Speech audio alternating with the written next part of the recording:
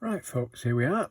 Welcome to part 3 of this demo, drawing of a derelict barn. I mean, it's not looking too bad. I think I'll put some more penwork in there because it's kind of disappeared under this green. It's dried fairly well. Still loving this. This is my favourite bit. And I'm really quite liking this barn, but I'm about to now add perhaps the most dramatic bit to it, and I'm gonna, here you go, look, I've mixed a shadow colour with Payne's grey, a bit of red and some cobalt blue to warm it all up. A bit more Payne's grey. The Payne's grey is one of the Payne's greys. It's got a bluish tinge to it, so it makes a lovely dense shadow colour. So here we go. And the most obvious place to start is across at this left hand side, because I don't want to have to lean across the barn to paint this. So whilst it's not the main focal point, there's a nice big shadow under this tree, and I'll put this here purely because, there you go. And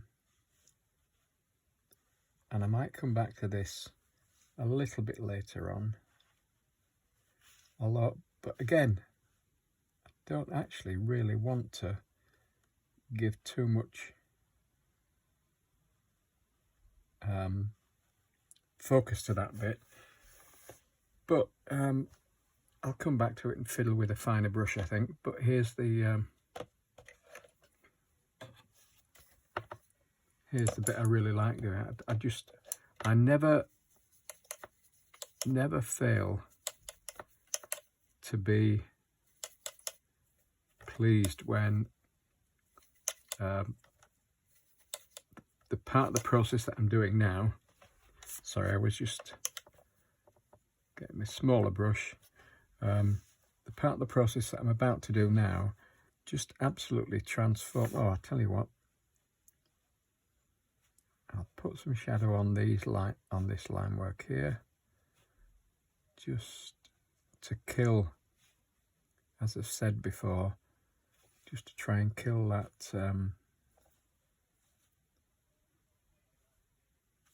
the white paper that's in between the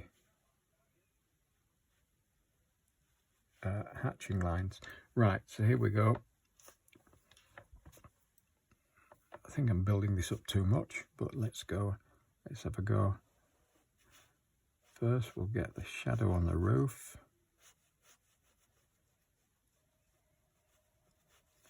and then the shadow on these collapsing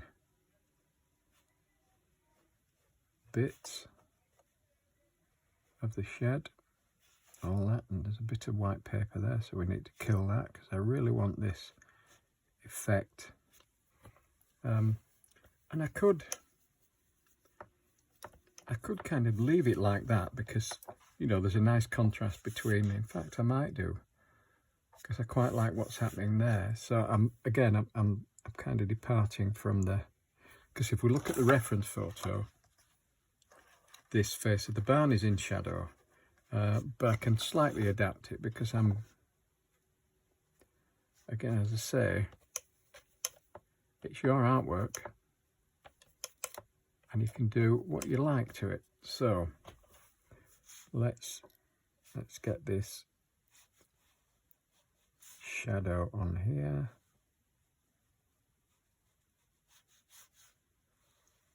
Although having said that, I'm following the shape of the shadow in the reference photograph and it's coming from the front of the barn, so I'll tell you what, I'm going to have to,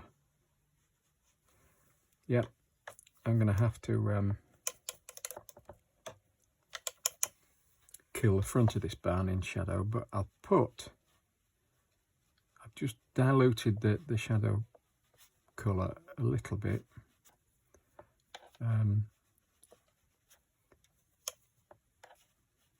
So it's not as strong, And then when that dries,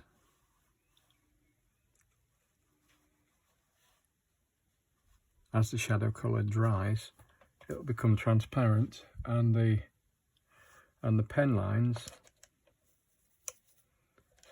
will come back through.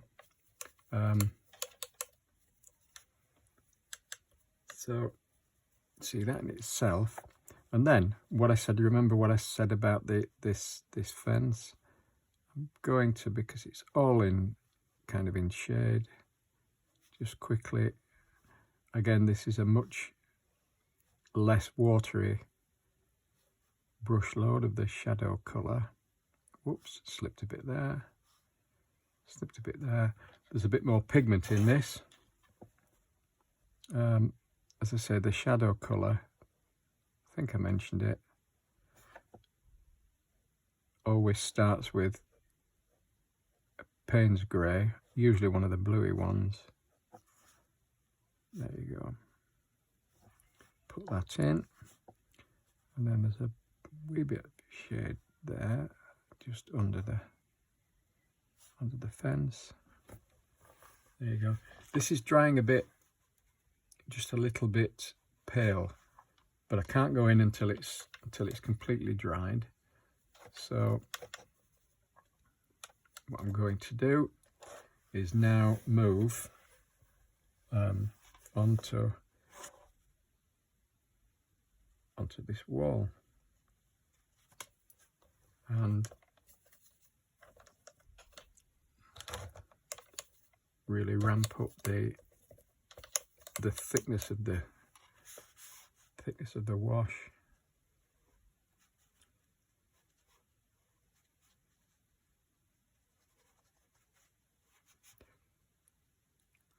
There. I'm trying to, should have perhaps done this with a bigger brush, but I'm loaded up now, so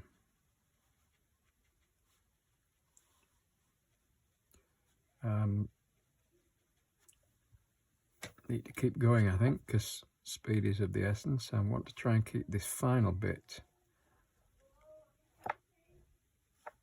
of this demo not too long.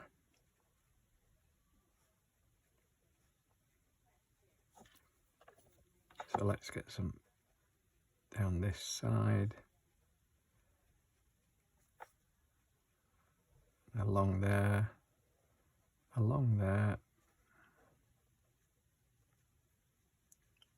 and strictly speaking, you know, there are stones down here, but I think what I shall do is resist the temptation to fill in this entire bottom right hand corner with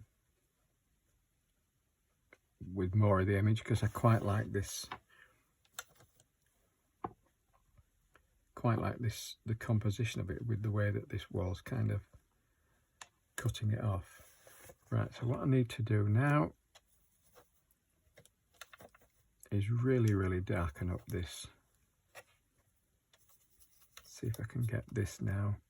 Yeah, I think it'll take another. I really want this to be, it's gone a wee bit transparent there. So this is another layer, and I really do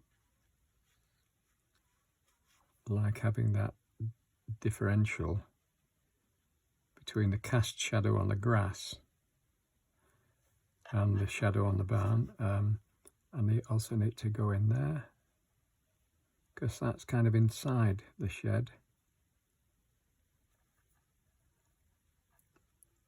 And we'll put just a bit more of an emphasis on under that eave and along this door. And I actually think, ladies and gentlemen, I think what I'm going to do is leave that as it is. And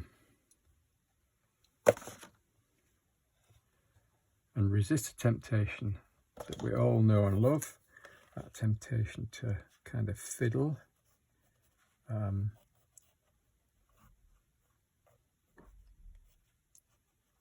end up overworking it. But yeah, so I'm going to leave that as it is. Said he, fiddling away with the flipping pen again. Because I do really want to leave the focus on that barn. So there you go. The final stage in a derelict barn in Wensleydale. Thanks for watching, and as ever, don't forget to like it and subscribe. Ask for notation so you get a notification when I put a new video up, and any suggestions as to what you'd like to see me demonstrate or cover in future videos are more than welcome. Thanks again, everybody. Bye for now.